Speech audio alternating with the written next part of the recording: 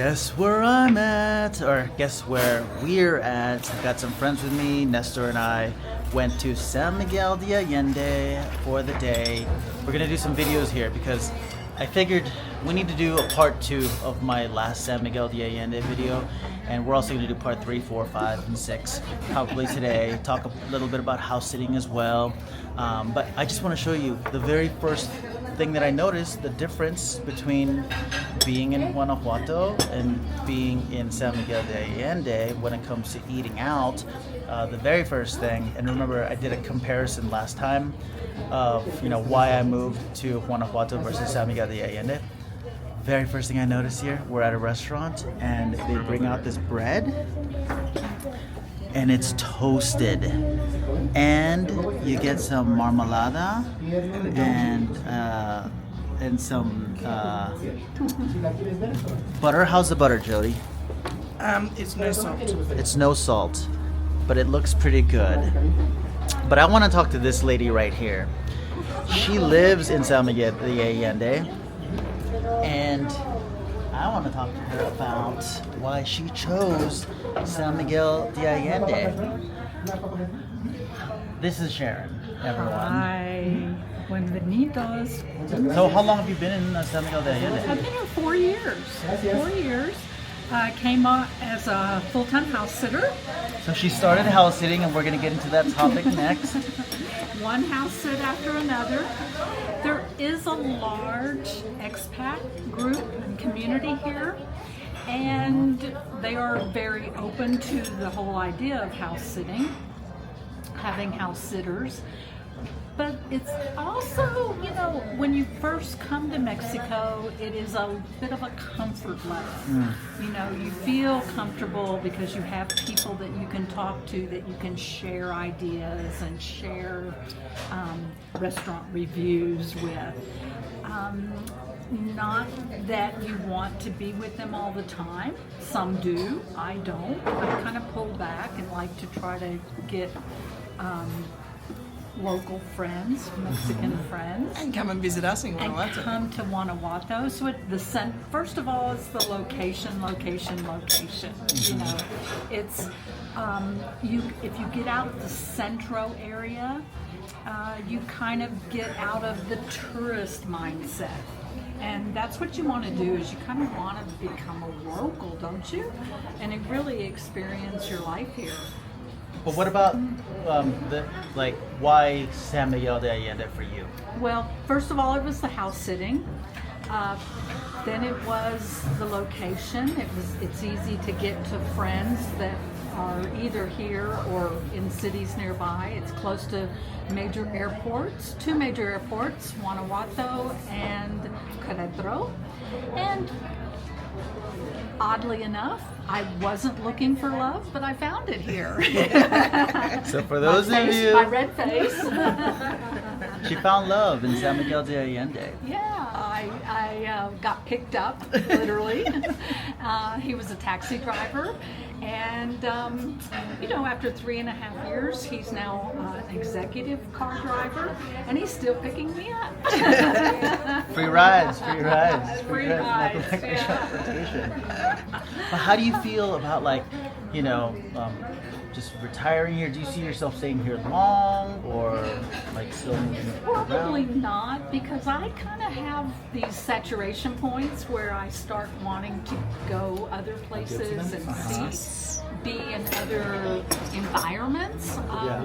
And San Miguel is always growing, and I kind of want to get out into a smaller village. So first of all, I need to learn to speak Spanish, which I'm doing. I'm going to a Spanish class twice a week, and so I don't know. Who knows what the future will bring? Because the future I didn't expect to be here at this point in my life. You know what I really love about San Miguel is just the access to so much variety in food, places to eat, the grocery store. We were just inside of City Market, and I was seeing there's restaurants inside of City Market.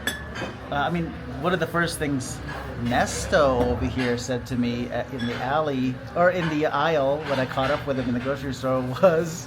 It's like the feeling of moving here because they have everything that you need in one place. You know, we always go to Leon for finding our stuff, and kind of here they have the same supermarket but divided in luxury and normal for normal people. So you can find everything in one plaza. So that's the Everything thing that's from really good. tiendas, small Yeah. family tiendas, to gourmet grocery stores. Yeah. So yeah, like, If you like to cook and you're a gourmet cook, it's great to have access to all those products. access to also fellow expats, right? So it depends on your personality type. Like, I love meeting other expats. I mean, we speak the same language, we share the cultures together, and just there's a lot more opportunities for great conversations. Because, like Sharon, I don't speak Spanish very well, hardly. So it's really difficult to have full-on conversations with my Spanish-speaking friends. So San Miguel de Allende is a great spot for that, but I still prefer, at this moment in time, I'm definitely 100% Guanajuatense. I love just my local, small town, country style living, like, lifestyle. I love that. But then we come to San Miguel de Allende, which is about an hour away, generally, and you have access to everything. So in the next video, we're going to show you some neighborhoods here in San Miguel de Allende and talk a little bit about house sitting as well with, you've met her, she eats her, sorry, Jody.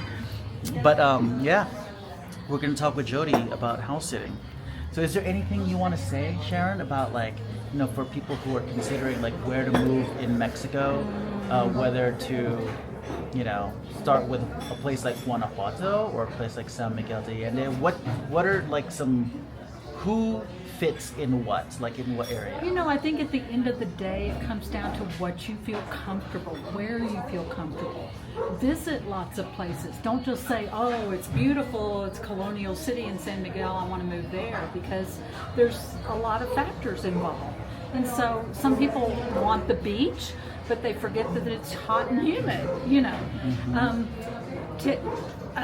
In a perfect world, I would have a house all over the place. In a way you do. But in a way you do. Yes, through house sitting allows that. Yes. Yeah. So, yeah, house sitting is a great opportunity to give you a little bit of a flavor of being there. I did that, you know, in a house sit in a different colonia around San Miguel to even decide what area to live in.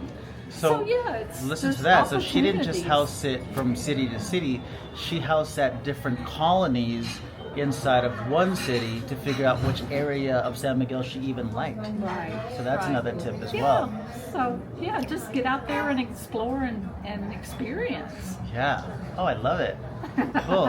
And thanks to Sharon. Here we go. Hold on. Here we go. And thanks to Sharon, because she has so many amazing houses that she has house at in here in San Miguel, we get to have a little weekend away or a week away every now and again. So having a home base in Guanajuato, we've been able to come over and help out Sharon with maybe a house sit that she hasn't been able to do because she's already on one, or now that you're sort of semi-retired from house sitting, there's been a few more coming up on the books. But yeah, it's kind of cool to just come away for an hour's drive and hang out in a really, really nice place. San Miguel's got beautiful homes. And so how about you, Nesto? Guanajuato or San Miguel? Come on, I mean, we're already living in Guanajuato. So, yeah, right now, Guanajuato is our option. But, you know, in the future, maybe, you know. We're open. We're open. So there you guys, I hope you found some value in this video and, you know, got a different perspective other than my own regarding San Miguel de Allende versus Guanajuato. And it doesn't have to be a versus, it could be both. If you consider even a house sitting for a little while you decide which place to call home. So anyway, I want to show you where we're at, just so, and also to give you some prices, because we always do that in my videos. We're in a place called Cafe del Sol, and these are the prices here that you see. of the breakfast. They range from like, you know, 70 pesos to 125 pesos. You've got your omelets. Sort of lower price. You've got, let's see, some drinks and some items from the panaderia, the bakery. They've got BLT sandwiches, fresh juices for around, like you can get a green juice, which is what Jody is having right now, Yeah, down there. for less than $3. So now I can show you the English version, because they have an English version for those of you who don't know how to speak Spanish. So there you have it. This is our first hour in San Miguel de Allende. We've got quite a few videos planned to film. Obviously not releasing them in this video, but we'll split them out over various days. And yeah, hope you get some real value over this. So I'll see you guys in the next video. Bye. How could I forget? I forgot to show you. This is what I got. Huevos a la casa. So huevos of the house. And I ordered one extra pancake. Jody here has started her BLT, so she's prepping it for consumption. Yeah. I must have ordered extra. Nesto got, ooh, that looks good. What is this? Chilaquiles, Mexican eggs, and a mollete. Chicken chilaquiles, Mexican egg, and a mollete. And a BLT as well. Okay. And that's what we got. So I'll let you know what the bill is after we finish eating. All right, so we're out of there, and we just paid 690 pesos for 4 people, full breakfast, bread. We all got drinks. We all had a main meal for the equivalent of $33, 33 US dollars. So that's San Miguel de Allende. That's on one of the cheaper sides. There's obviously it goes higher, or some, you know, I'm sure you can find places for lower as well, but we were surprised that we found a restaurant on the low end of pricing here in San Miguel. So that's it. Hope you like this video, and I'll see you in the next one. Bye.